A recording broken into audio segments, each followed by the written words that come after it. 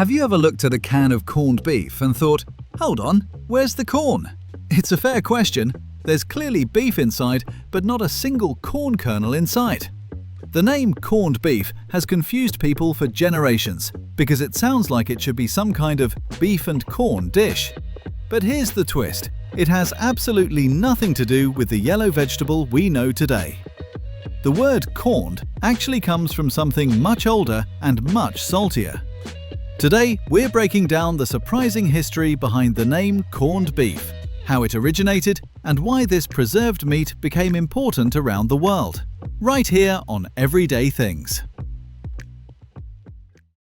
To understand the name, we need to go back to a time before refrigerators, when keeping food fresh was a real challenge. People had to find ways to make meat last longer without it spoiling. One of the most effective methods was salting.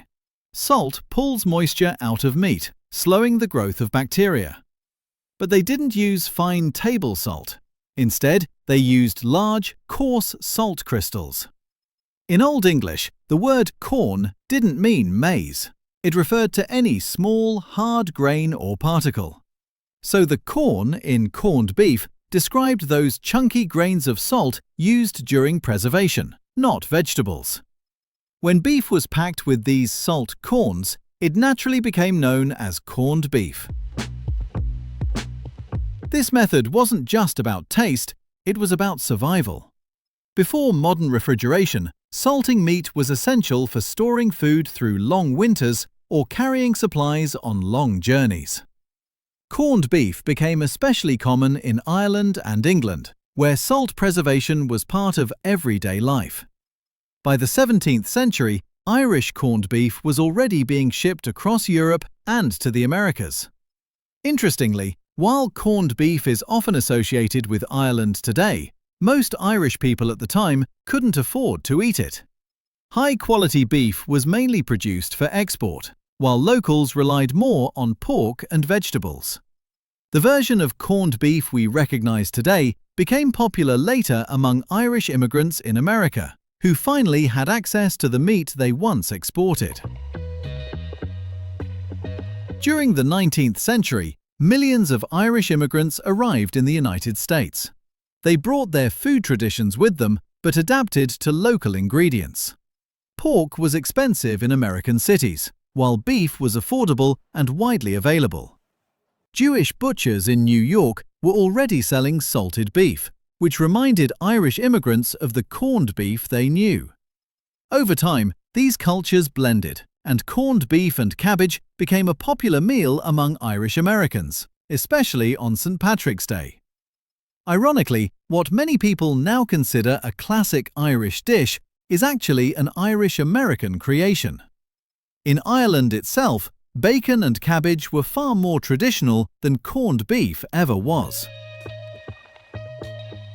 Corned beef also played a major role beyond home kitchens. Because it lasted so long without spoiling, it became a staple for sailors and soldiers.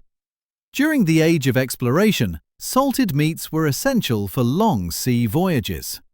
In the 18th and 19th centuries, the British Navy depended heavily on preserved beef and pork to fuel expeditions and military campaigns.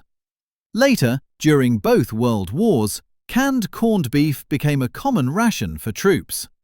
It was easy to transport, required no cooking, and could withstand harsh conditions. Even the famous rectangular can design was created to make stacking, shipping, and opening easier in the field. What seems like a simple food today once played a key role in global logistics. Over the years, corned beef traveled far beyond Europe and the Americas. In the Caribbean, it became known as bully beef and is often enjoyed with rice. In the Philippines, it's a popular breakfast dish, usually fried with onions and served alongside garlic rice and eggs. Across Latin America, it shows up in sandwiches and empanadas.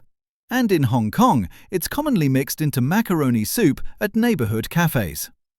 Everywhere it went, different cultures adapted this preserved meat to suit their own tastes. Today, the meaning of corned beef can vary depending on location. In the United States, it typically refers to pink brined beef brisket served with cabbage. In many other parts of the world, it describes the canned version, finely shredded, salty beef tightly packed into tins. While they look and taste different, both come from the same basic idea: preserving beef with salt. One is cooked fresh from brined meat, while the other is fully processed to last for long periods on the shelf. No matter the form, both versions trace their name back to those coarse grains of salt, the original corns that began the process centuries ago. So the next time you open a can of corned beef or see it on a plate, remember that it has nothing to do with corn as we know it today. The name is a linguistic time capsule from a period when the word corn simply meant a grain or small particle. As the language changed over time, the meaning shifted, but the name remained. It's a reminder that food names can preserve history just as effectively as salt preserves meat. Even though the word corn changed, the salty beef that carried the name didn't. So why is it called corned beef when there's no corn inside? Because centuries ago, those chunky grains of salt were the corns that kept beef fresh long before refrigerators existed. What started as a survival technique became a global comfort food and a bridge between cultures. From Irish exports to American delis and Filipino breakfast tables, corned beef has travelled a long way, all because of a word whose meaning shifted over time. Funny how both language and food evolve, yet still carry traces of history in every bite. Thanks for watching. If you enjoyed this video, be sure to explore our other binge-worthy videos. And don't forget to like, subscribe, and stay tuned for more untold stories hidden in everyday things.